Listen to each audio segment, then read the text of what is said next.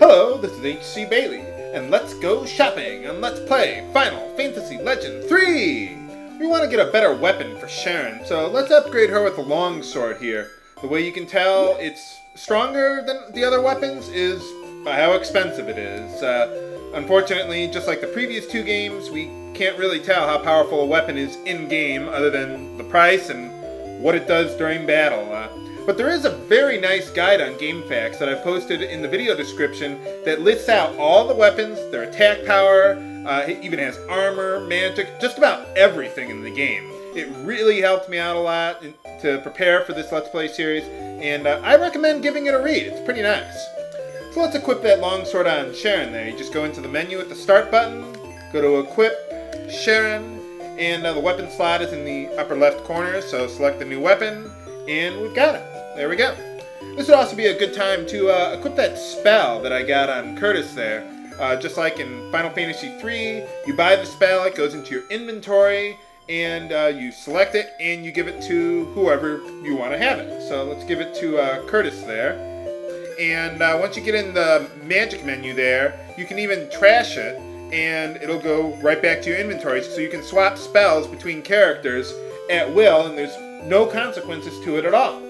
The way I'm playing the game is that I'm going to make Curtis kind of like my toolkit mage. He'll be in charge of healing, crowd control, basically anything that'll help disable my enemies. He has the highest innate agility there. Well, not too much now, but over the course of the game it gets much better, and I'm going to develop him that way over the course of the game.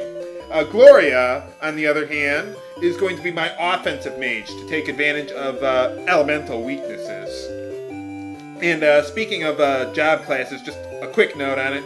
Unlike the previous two games, any class, humans, mutants, anyone, can transform into any other class, like monsters, we got robots, we even have new job classes, cyborgs and beasts in this game. They're almost complete garbage early on, though, so I'm just going to go over them a little later when they get better, probably when we get up to about level 9 or so. That's when I'm going to start thinking about it a little bit, so, you know, just something to keep in mind for later. But, you know, just so you know, I will go over those other job classes eventually. I just don't want to overload you all at once with too much tutorial information in one episode. So let's get some new armor.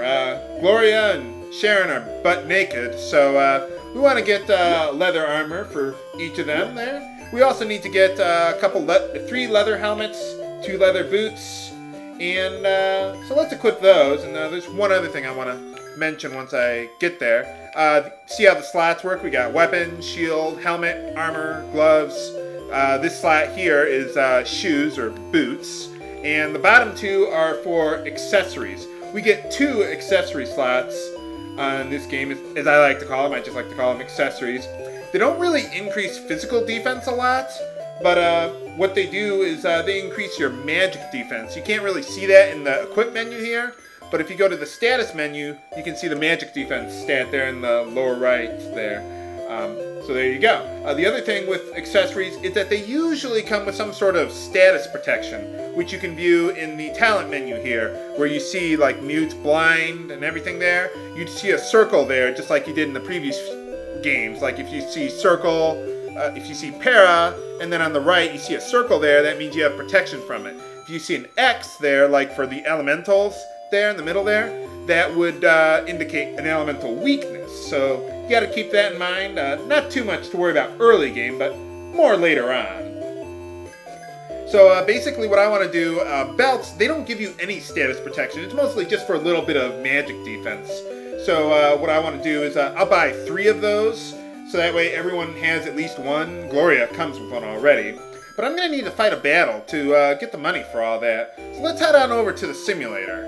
Got to go back up here, into the house here, and this is where the simulator is, right through the fireplace. Hold on a sec. Ha! Hitting your head on the ceiling is fun. Okay, so there's the simulator. Just walk right up to it and fight a battle. If it's new, I'll show it. If not, I'll just do it off screen. Okay, well, it's a new battle, so yeah, let's go over some new stuff with this battle here. If you press the start button here, you can get access to a couple other commands, parry and guard. Parry basically defends. I think that increases your defense a little bit, but it's not like double. guard is like a cover command. You can guard someone else from their physical damage. Not really useful, but just something to keep in mind. Let's see, the guys on the left there, just normal enemies, nothing special about them. The ones on the right, oh, hold on a sec. Actually, let's use sleep on one of the guys on the right there. Those are fire drakes, by the way, so naturally they're weak to ice. So let's use ice on them and have Myron attack someone alone.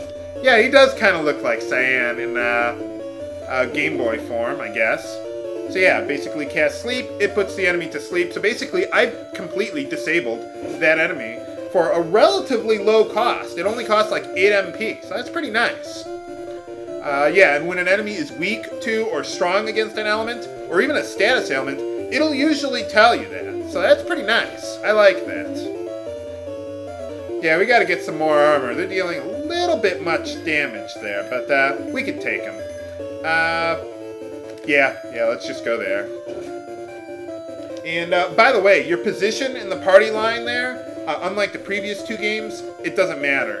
It's not like the front position is like a tank position where they're going to take the most amount of attacks. You know, it doesn't work that way in this game. So I don't like that actually, but well, that's just the way it is. Yay, we gained a level. Okay, so I think that should be enough gold for everything. If I've miscounted, then well, then I'll just have to come back here and fight another battle. So what I'm going to do is let's head back to the armor shop. We'll buy all that stuff and equip it on everyone, and then we'll get on ready to head to the North Tower. Okay, we're all set and ready to go. Got all the equipment and armor I need. If you want to check out my setup, I've posted it in the video description there. Gosh, I hope I have enough room for everything I'm going to post in there. Let's talk to the Elder here before taking off. Oh, he's looking to build the town. Oh yeah, he founded the town here and 15 years ago, and oh. So there's other guys looking for the units too, not just monsters, huh? Man, everyone's after these units. You'd figure, you know, we'd kind of keep this whole talent unit thing a secret, but apparently everyone knows about it. What do you mean a fine warrior? I'm at level 2. I suppose that's a very ambitious goal you have there, Diane. Break a leg! We'll see you later. See you later too, Faye. Okay, that's everything we can do here. But after that, gaining that level, let's take a look at the end. The end works a little differently than most RPGs.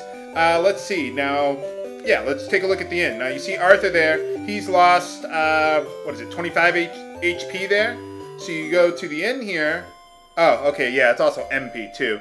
Basically, you pay 1 gold per HP and MP that you've lost. So in order to sort of reduce the amount you're paying, basically, if you've lost more than 8 HP, which is how much MP Cure 1 costs, you can restore more HP than MP that you'd lose, so it'll effectively bring down the cost of resting up at the end. So there you go. That's just how it works in this game.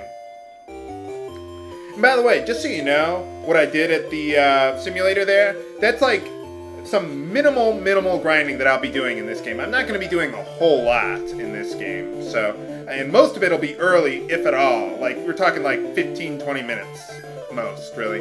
Let's take a look at that radar item that we got there. You use it, and it can tell you how many units are in, wherever you are in the present.